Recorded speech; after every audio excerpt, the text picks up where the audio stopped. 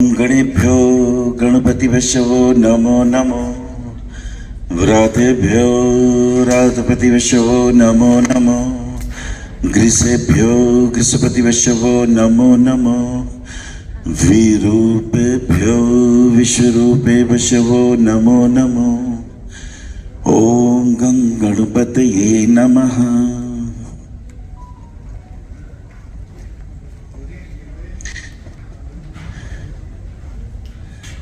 ज्ञान की अद्भुत वर्षा हो रही है। पूछने वाले भी प्रश्नों से खाली नहीं और जवाब देने वाले भी उत्तरों से खाली नहीं। इसी को तो उपनिषद कहते हैं। मंच पे बैठे डॉक्टर एच.एस. रावत जी, सीकरी जी, ग्रोवर जी और शर्मा जी और आप सभी प्रियजनों, विशेष रूप से भारती जी, ये वाकई बड़ी हर्ष की और हिम्मत की बात है कि पति बीमार हो, अर्धांग बीमार हो और बाकी का अंग फिर भी ऊर्जा के साथ यहां उपस्थित हो, सिर्फ इसलिए कि आप लोगों को वचन दिया है। वचन दिया तो निभाना ही चाहिए। ये बातें बहुत कम लोगों में होती हैं। भारती जी को बहुत बहुत साधुवाद और आप सभी मित्रों का मैं हार्दिक अभिनंदन करता हूं, स्वागत करता हूं।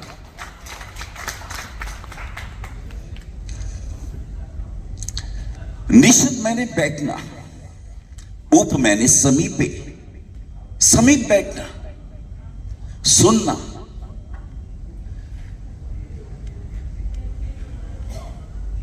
आज तो आपने प्रश्न कर लिए, उन्होंने उत्तर दे दिए, पर गुरु ऐसे उत्तर नहीं देते। शिष्य जीवन भर पीछे चलते। पता नहीं कब बोले महाराज, पता नहीं कब जीवन का कोई अनुभव, कोई 50 वर्ष से अर्जित किया है, कोई 40 वर्ष से अर्जित किया है। यूं ही नहीं मिलता, सुपात्र को ही मिलता है। और आपने सुपात्रता जाहिर की। देखिए, अमृत की बूंदें बरस उठी।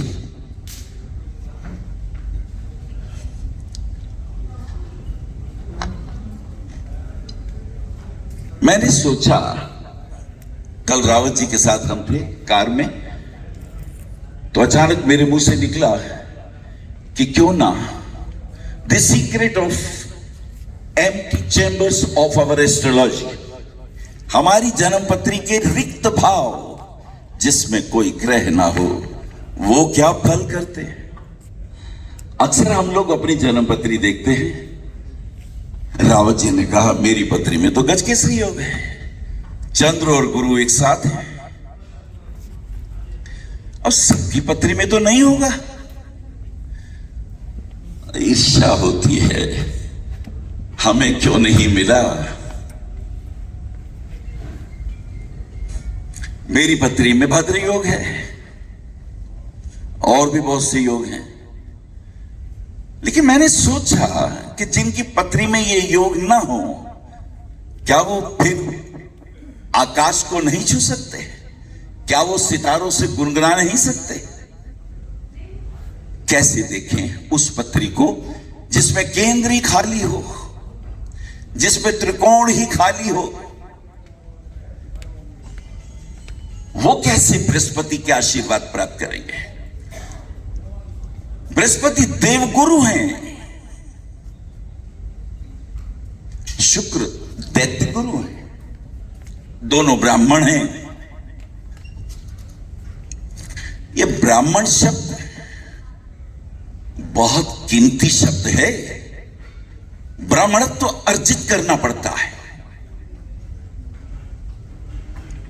ब्राह्मणी के गर्भ से जन्म लेने से ही ब्राह्मण नहीं होते, ब्राह्मणत्व तो अर्जित करना पड़ता है।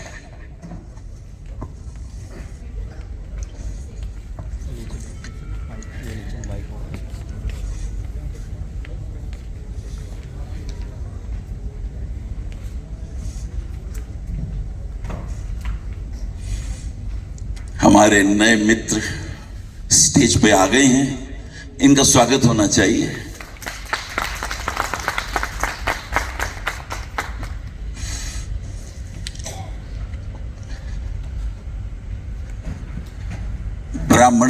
वर्जित करना पड़ता है। क्या होता है ये ब्राह्मणत्व? अच्छा, ब्राह्मण का ब्राह्मण जाति से कोई लेना देना नहीं है।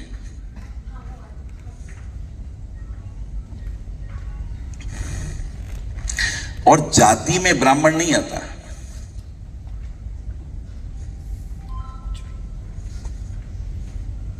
अपनी संस्कृति को, अपने संस्कारों को अपने जीवन में जीना पड़ता है। मुझे याद आती है वो एक प्यारी सी स्मृति। 10 वर्ष की शबरी, उसे पता चला मेरे गुरुदेव मतंग मुनि शरीर छोड़ के जा रहे हैं। व्याकुल हो गई, भील नहीं, मेरे गुरुदेव शरीर छोड़ के जा रहे हैं, मुझे किसके हवाले करेंगे, मैं कैसे जीऊंगी? बच्ची घबरा गई। मतंग मुनि ने कहा, तुम्हें बहुत धैर्य रखना होगा, अनंत धैर्य रखना होगा।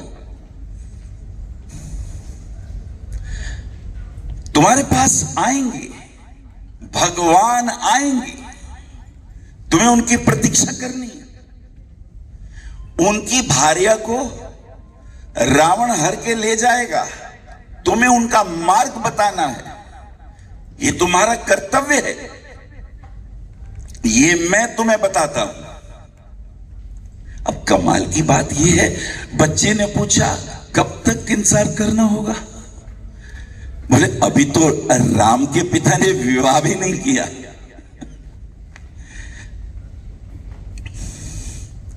उनका विवाह होगा, पहली पत्नी कौशल्या होगी, फिर सुमित्रा आएंगी, फिर कैकेयी आएंगी, फिर पुत्रष्टि यज्ञ होगा, फिर भगवान राम, भगवान विष्णु के अंश अवतरित होंगे।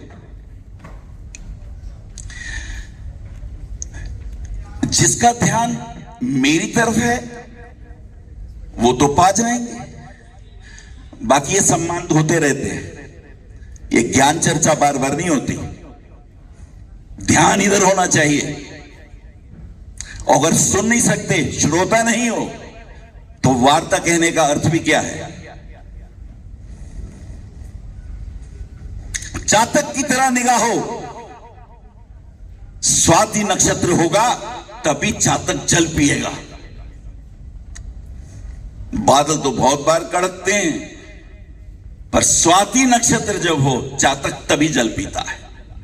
ऐसी तड़प हो, ऐसी प्यास हो, तो भीतर से कुछ निकलता है।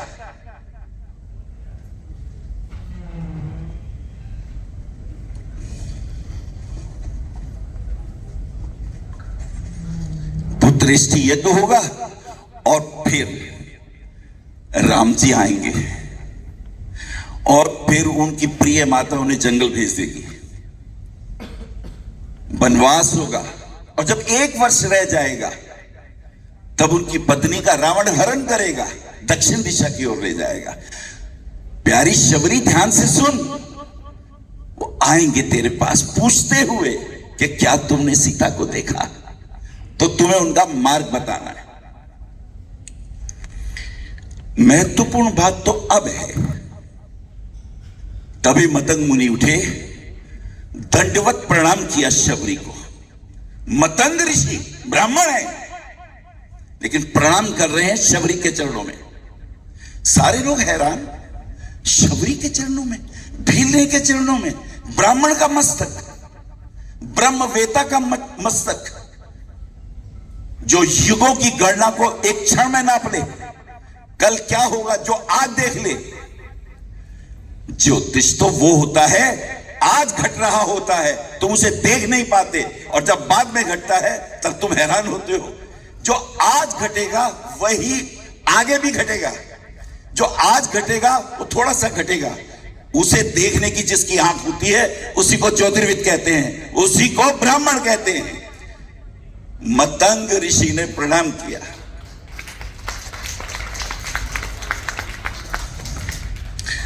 बोले शबरी, तुझे प्रणाम इसलिए है, मैं तो नहीं रहूंगा, मैं तो शरीर छोड़ के चला जाऊंगा, पर तू भगवान विष्णु के अवतार को इन आंखों से देखेगी।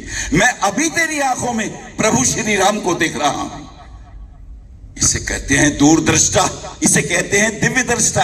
और जो प्रणाम कर रहा हूं वो इसलिए कर रहा हूं, तू मेरे राम को देखेगी। तू भाग्यवान है, तू उस राम को देखेगी। तू इसलिए भी भाग्यवान है, सत्ता चल के आएगी तेरे पास, प्रजातंत्र के पास सत्ता का अधिपति चल के आएगा, तुझे नमन करेगा, तेरे पास आएगा। और मैं तुझे नमन इसलिए करता हूं क्योंकि तुम मर्यादा पुरुषोत्तम राम को देखोगे। भगवान राम पूरे के पूरे हमारे वैदिक संस्कारों के साक्षात मूर्त रूप है। संस्कारों की व्याख्या करनी हो, राम की व्याख्या कर दो, संस्कार परिभाषित हो जाएंगे। राम ने कोई कथाएं नहीं करी, जी के दिखाया। पुत्र कैसा हो, पति कैसा हो, शत्रु कैसा हो, मित्र कैसा हो, इस संसार के जितने भी संबंध हैं वो कैसे होने चाहिए, राम जी ने जी के दिखाया। तो सवाल उठता है, जन्मपत्री के खाली ग्रहों का इस बात से क्या अर्थ है, इसका क्या संबंध है? राम जी की पत्री में भी बहुत से सिद्ध योग हैं, पंच महापुरुष योग बहुत सारे। अगर आपकी जन्मपत्री में केंद्र में ग्रह नहीं है तो घबराने की जरूरत नहीं है, क्योंकि हर ग्रह की 2 राशियां होती हैं, सूर्य और चंद्रमा को छोड़ के हर ग्रह की 2 राशियां होती हैं। तो हो सकता है लगन में कोई राशि खाली हो, दूसरी राशि में ग्रह पड़ा हो। बोलो, हो सकता है कि नहीं? अरे बोलो, अरे जियो मेरे साथ। अगर एक राशि में उसकी ग्रह नहीं है तो दूसरी में होगा। पराशर ऋषि कहते हैं यदि एक राशि में भी ग्रह आ गया तो दूसरी राशि को पुण्य मिलना शुरू हो जाएगा, दूसरी राशि को आशीर्वाद मिलना शुरू हो जाएगा। इसे तो चिंता करने की जरूरत नहीं है। अच्छा चलो, त्रिकोण में भी केंद्र और त्रिकोण की बड़ी महत्ता है। लक्ष्मी विष्णु योग कहते हैं इसे। पंच महापुरुष योग अभी नेहा ने आपको बताया, और वाणी में क्या असर होता है वो उसने अपने ढंग से समझाया। ये तो हर भाव से देखा जा सकता है। अभी एक मित्र ने प्रश्न पूछा था, कैसे हम बड़े आदमी बनेंगे, किस प्रकार से हम हाइट को छू सकते हैं? तो चलिए मास्टर की दे दूंगा मैं आपको, कैसे जज करें, कैसे जज करें। हमारा नाम अमर हो जाएगा, हमारा नाम इतिहास में लिखा जाएगा। वो कौन सा सूत्र है?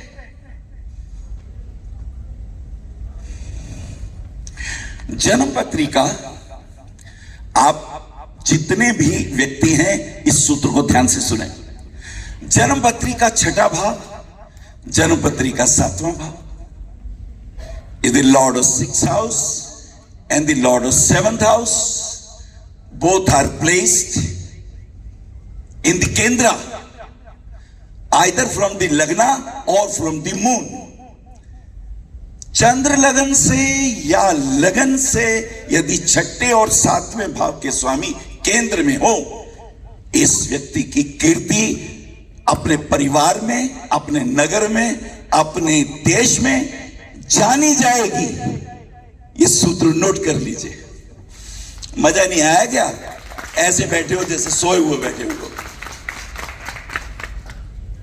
और अगर ये कहें अंतरराष्ट्रीय स्तर पर भी जाना जाए तो चलो 5वां घर और जोड़ लो। The lord of 5th house, the lord of 6th house, the lord of 7th house.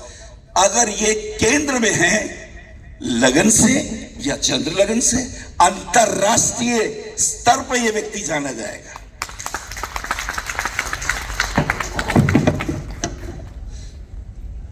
बात रहेगी किस फील्ड में जाना जाएगा।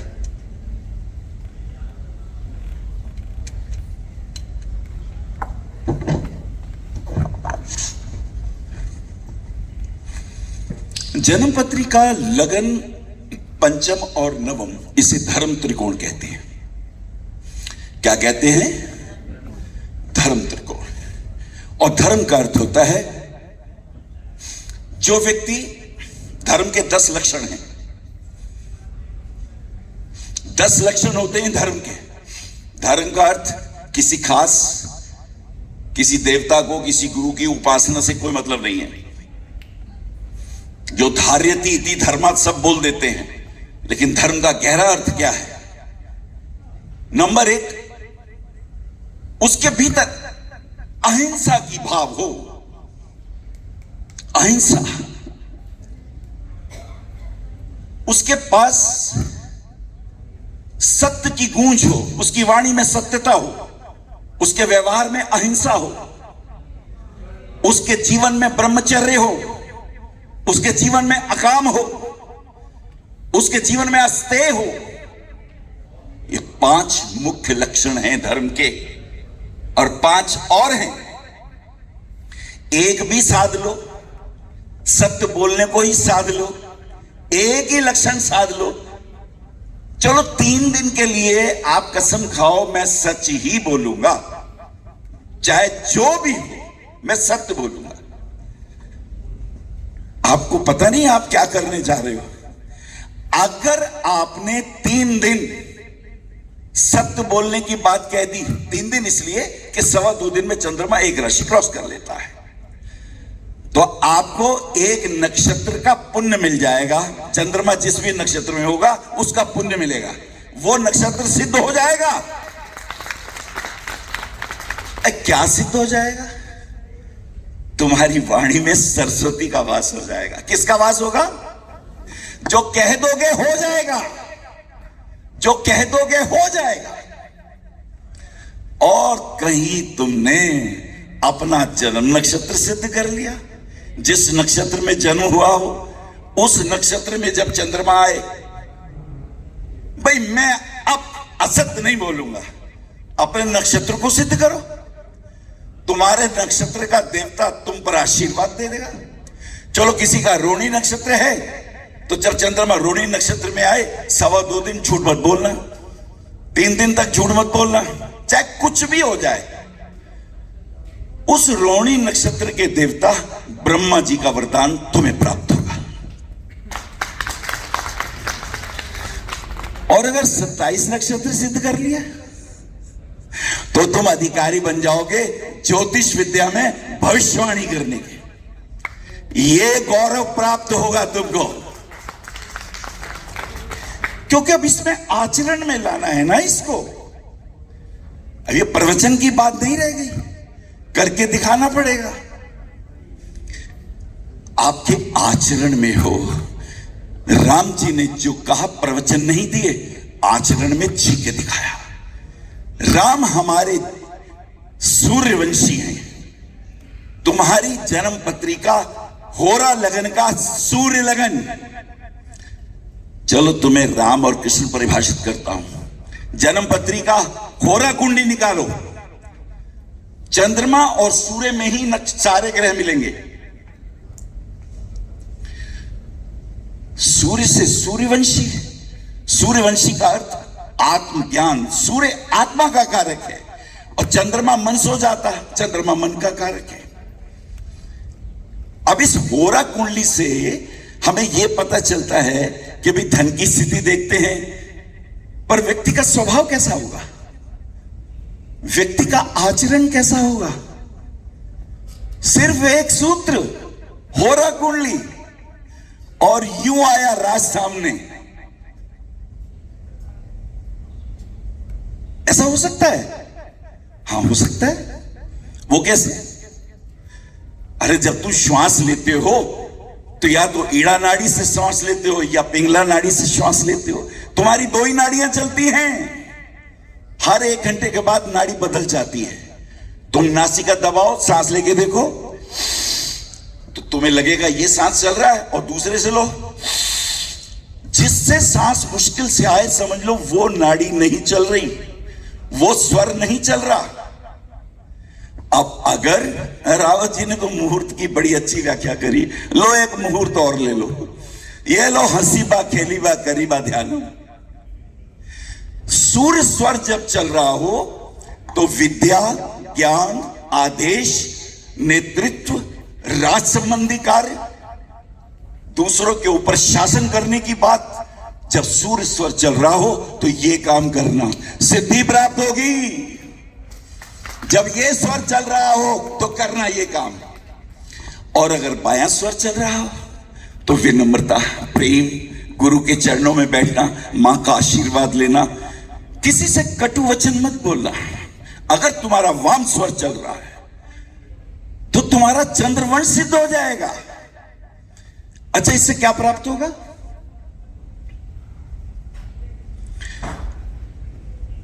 तुम्हारी दशा महादशा कैसी जाएगी इसका ज्ञान हो जाएगा। अक्सर हमें लगता है भाई अब तो गुरु की महादशा आ गई और गुरु तुम्हारे केंद्र में है, त्रिकोण में है, ये तो अच्छा फल मिलेगा हमें। वत्स जी ने कहा था, रावत जी ने कहा था, वाकई मिलेगा क्या?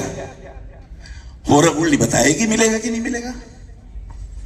अच्छा, चंद्रमा की महादशा आई, वो कैसी रहेगी? शुभ या अशुभ? अरे चंद्रमा तो शुभ है, शुक्र तो शुभ है, बुध भी अच्छा है, ये तो सौम्य ग्रह हैं, इनकी दशाएं तो अच्छी जाएंगी। जरूरी नहीं है। पराशर कहते हैं होरा कुंडली के अंदर देखो, चंद्रमा के कर्क, जहां कर्क लिखा हुआ है, कर्क राशि, वहां कौन कौन से ग्रह लिखे हुए हैं? अगर कर्क राशि में शनि, मंगल, क्रूर ग्रह भी हो तो जब उन ग्रहों की दशा महादशा आएगी वो आसानी से गुजर जाएगी, क्योंकि वो चंद्रमा की होरा में है। अरे कुछ जागे नहीं तुम लोग? नहीं समझ में आई बात?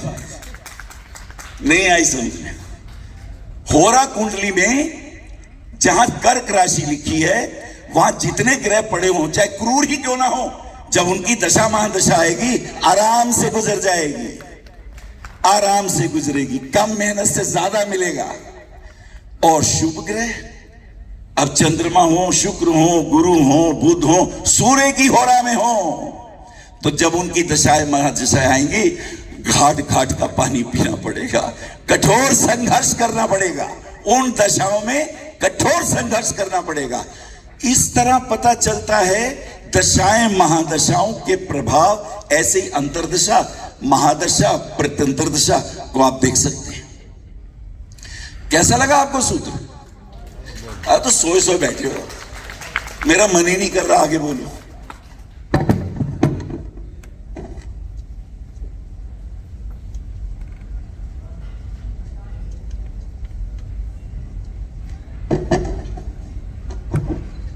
The secret of empty houses।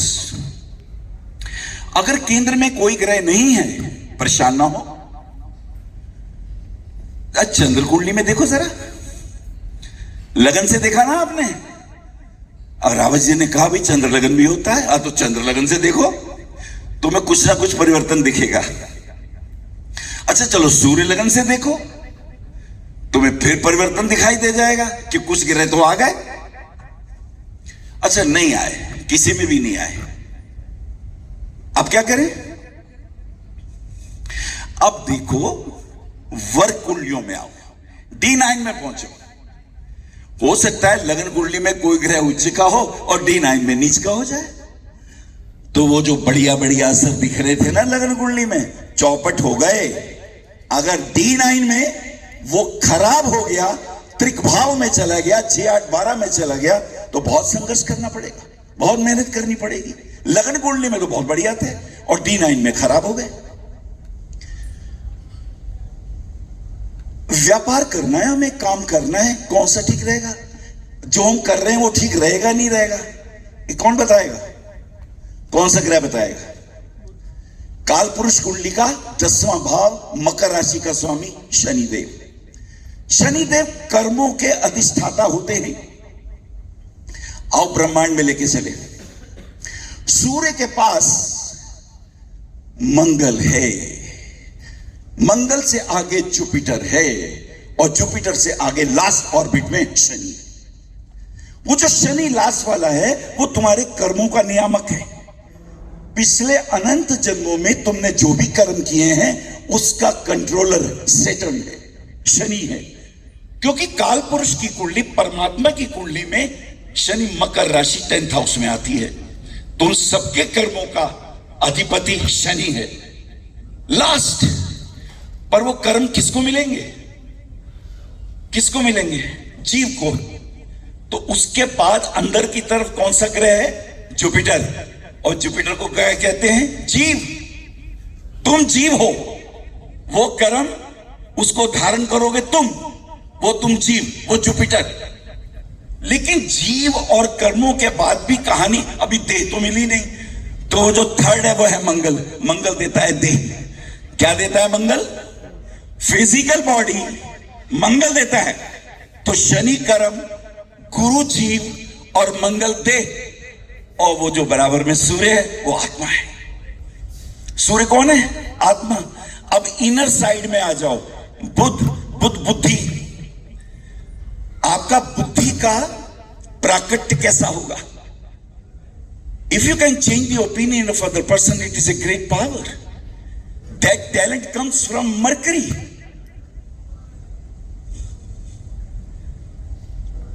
तो बुद्धि बल वहां से आएगा, और फिर बराबर में वीनस, शुक्र देगा आपको अपने जीवन का अर्धांग। इस संसार के सभी यश, सभी जीवन के आनंद, रस, भोग, ऐश्वर्य, राज सुख, सत्ता सुख, और उसके अंदर जितनी भी श्रेष्ठ स्थितियां हैं शुक्र से मिलेंगी। लेकिन अभी मन तो नहीं आया ना। और रहा चंद्रमा। चंद्रमा मन सो जाता। अब यहीं पर कमाल है, इन सब ग्रहों को कंट्रोल करने वाले भगवान शिव ने 2 ग्रह और बना दिए। स्वर भानु जो कि राहु है, वो चंद्रमा के चारों तरफ, देखिए पृथ्वी जो है उसके चारों तरफ मून घूम रहा है, और मून के चारों तरफ हमारा 2 मैग्नेटिक वे बन रहे हैं। पृथ्वी के मैग्नेटिक वे को जब चंद्रमा क्रॉस करता है, एक साउथ नोड बनता है, एक नॉर्थ नोड बनता है। साउथ नोड को कहते हैं राहु, नॉर्थ नोड को कहते हैं केतु। ये जो राहु केतु है फिजिकल एग्जिस्टेंस नहीं है, लेकिन ये तुम्हारे पिछले जन्मों के कर्मों को सामने लाते हैं, क्योंकि हमेशा रेट्रोग्रेड चलते हैं। सारे ग्रह तो आगे चलते हैं ना, राहु केतु क्या करते हैं? वक्री चलते हैं। तो ये क्या करते हैं? पिछले तुम्हारे कर्मों को, मान लीजिए राहु की महादशा आ जाए, और मान लीजिए किसी अन्य ग्रह की बुध का अंतर आ जाए, तो राहु देखो आपकी जन्म पत्री में बुध कौन से घरों का स्वामी है, उन घरों से संबंधित जो कर्म होंगे ये राहु वो लाके देगा। राहु पिछले जन्मों के कर्मों को नव ग्रहों से संबंधित जो भी होंगे उन्हें लाके देगा। ये बहुत बड़ा सूक्ष्म विज्ञान है, किस तरह हम इन ग्रहों के प्रभावों से प्रभावित होते हैं। अच्छा जी गुरुजी, त्रिकोण भी खाली है, कोई बात नहीं। आप पहले देखो लगन का बल क्या है, फिर चंद्रमा का बल क्या है, फिर आप देखो सूर्य लगन से क्या है, फिर D9 से देख लो, चलो D10 से देख लो। अगर आपने व्यापार के मामले में देखना है तो D10 से देख लो। कौन सा व्यापार करें गुरुजी जिससे हमें फायदा हो? चलो मास्टर की लो, मैं हर जगह एक मास्टर की देता हूं, छोटा सा तरीका और पकड़ लो, क्या काम करे कि हमें फायदा हो। देखो तुम्हारी जन्मपत्री में शनि कहां है? शनि कहां है? कौन सी राशि में है? उस राशि से संबंधित जो कारकत्व होंगे, उस राशि से संबंधित जो कर्म होंगे, शनि इशारा दे रहा है, देख ये वाले कर्म करेगा तो मैं तुझे आशीर्वाद दूंगा।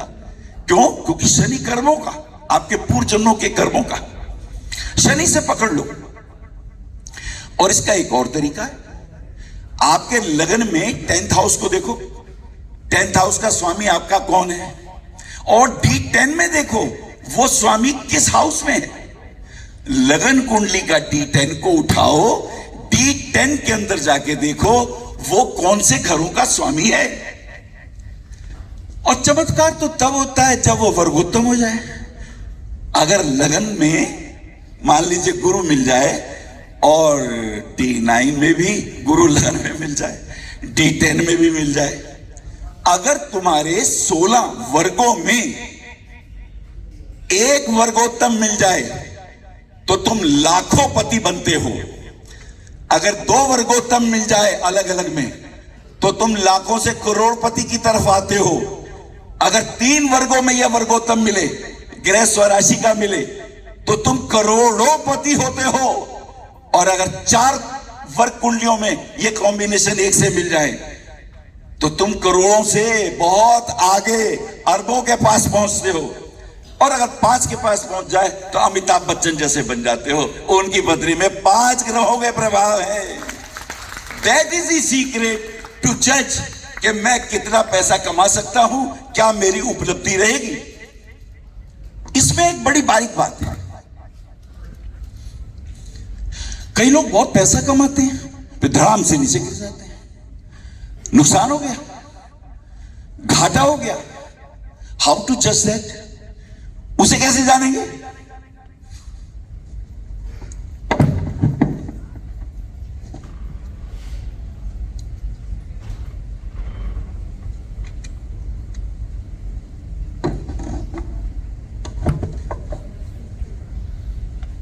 बिहारी दास जी कहते हैं, सतसैया के दोहरे जो नाविक के तीर, देखन में छोटन लगे पर घाव करे गंभीर। ज्योतिष बड़ी सूक्ष्म विद्या है।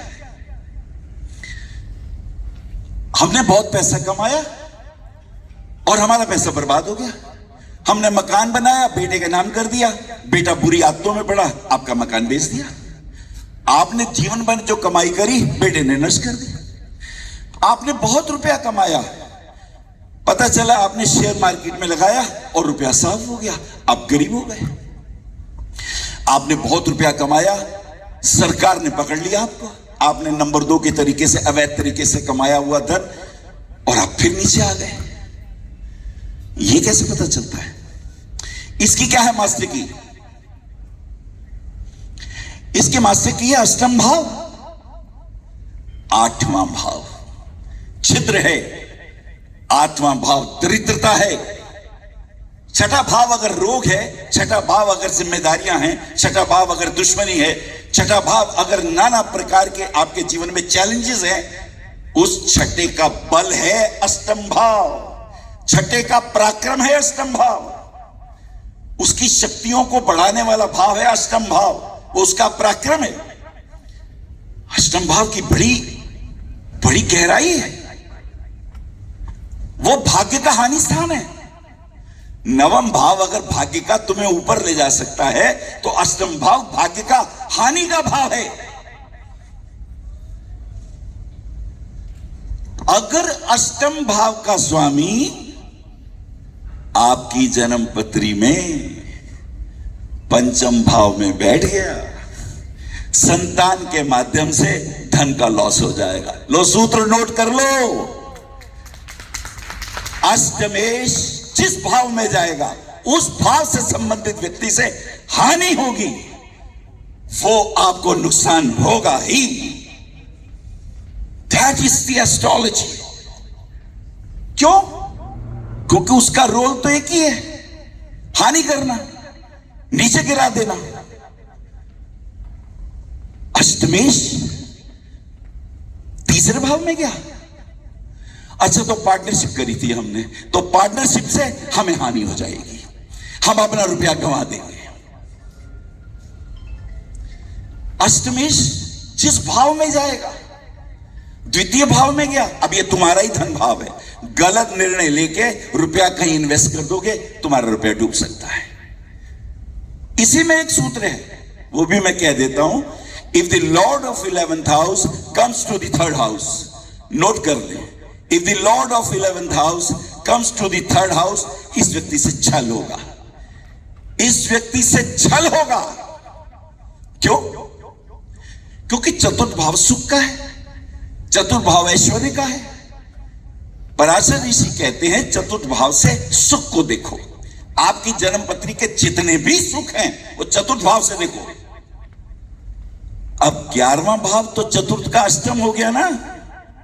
11वां भाव क्या हुआ चतुर्थ से अष्टम। अब ये अष्टम अगर तीसरे में आ जाए यानी चतुर्थ भाव के सुख के हानि स्थान में चला जाए तो सुखों की हानि हो जाएगी, तो आपका लॉस होगा। Especially if you are having a Gemini as a ascendant, Mars is having a lordship of 6th house and 11th house. And if this Mars occupies the 3rd house, if you purchase the property, आपकी property आपको नहीं मिलेगी, मुकदमे चलेंगे, छल होगा, वो रुपया लेके भाग जाएगा प्रॉपर्टी वाला। That is the beauty of astrology. तो कुंडली में अगर ग्रह नहीं है तो चिंता ना करो, वर कुंडलियों में देखो, होरा कुंडली में देखो, दृष्टकान में देख लो। दृष्टकान बड़ा प्यारा नाम है। आपका स्वभाव कैसा है, आप सोचते कैसे हो, आप पे भरोसा करेंगे ना करें। दृष्टकान पराशर ऋषि कहते हैं डिवाइड दी 3rd हाउस, 3 भागों में डिवाइड कर दो, 10-10 डिग्री के 3 दृष्टकान बनेंगे। 10 डिग्री का एक, दूसरा 10 डिग्री का, तीसरा 10 डिग्री का। 30 डिग्री को डिवाइड कर दिया, दृष्टकान 3 बन गए।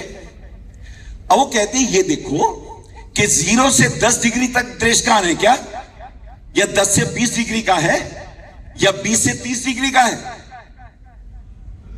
अगर 0 से 10 डिग्री का दृष्टकान है इसे लगन से काउंट करो। अगर 10 से 20 डिग्री का दृष्टकान दूसरा है इसे पंचम भाव से काउंट करो। अगर 20 से 30 डिग्री का है इसे नवम भाव से काउंट करो।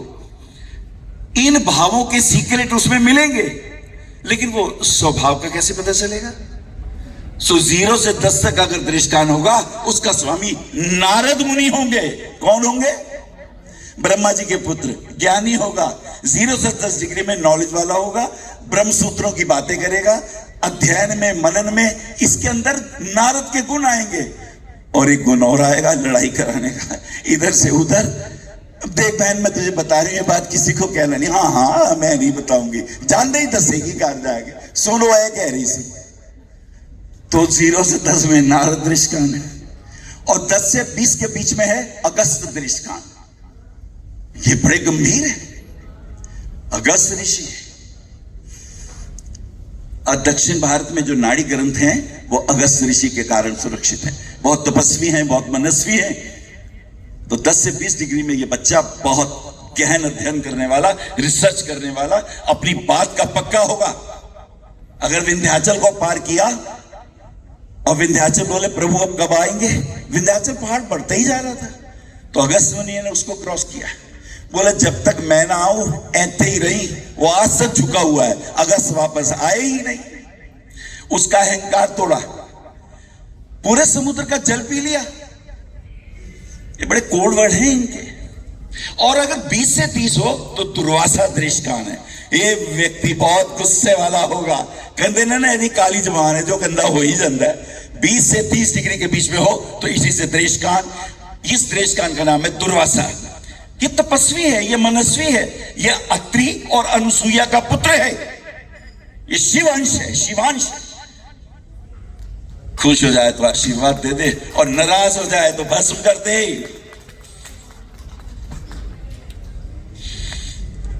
ये मैंने कुछ बातें आपको एम्प्टी हाउसेस की रखी। बातें तो बहुत की जा सकती हैं, लेकिन आप भी थक गए होंगे ना इतनी देर तक सुन सुन के। रावत जी को सुना, अब मुझे झेलना पड़ रहा है। खैर एनीवे, इसमें 2 चीजें मैं जोड़ना चाहूंगा जो बहुत महत्वपूर्ण है, और उसके बाद वाणी को विश्राम दूंगा। आप लोगों को भूख भी लग रही होगी, खाना भी खाना होगा। बहुत महत्वपूर्ण चीजें रावत जी ने प्रश्न पूछे थे और आप लोगों को उन्होंने उत्तर दिए थे। कुछ लोगों ने प्रश्न पूछे थे, उन्होंने उनके उत्तर दिए थे। बहुत सारगर्भित उन्होंने उत्तर दिए। ये एक बहुत बड़ा विज्ञान है। इसमें हमेशा ही हमें यह ध्यान रखना चाहिए हम आचरण में शुद्ध हों, हमारी वाणी में पवित्रता हो, हम किसी का नुकसान ना करें। जब भी कोई आपके पास जन्म पत्री दिखाने आए, समझे मेरा भाई बैठा है, समझे मेरी बहन बैठी है, समझे मेरे पिता बैठे हैं। आपने उनकी मदद करनी है, आपने उनको लूटना नहीं है, आपने उनकी मदद करनी है। अगर आपने किसी को नग दिया और वो आया, मैंने पहना, मेरा नुकसान हो रहा है, को आप वापस कर दीजिए, ये पैसे ले जाइए। अगर आपने 2-4 लोगों को भी पैसे पूरे लौटा दिए, वो जीवन भर आपकी पब्लिसिटी करेंगे, इतने ग्राहक आएंगे आपके पास कि आपको कोई कमी नहीं रहेगी, कभी कमी नहीं रहेगी। Mouth publicity you will get. सिर्फ इतना को अच्छा नुकसान हो गया, ओह कितने के लिया था, जो 25,000 दिल सी 25,000 लो, वो नुकसान दे दो, तुसी की करोगे? कुछ नहीं जी, एक पसे पे रहेगा, क्योंकि यूज किए हुए नग बेचे नहीं जाते।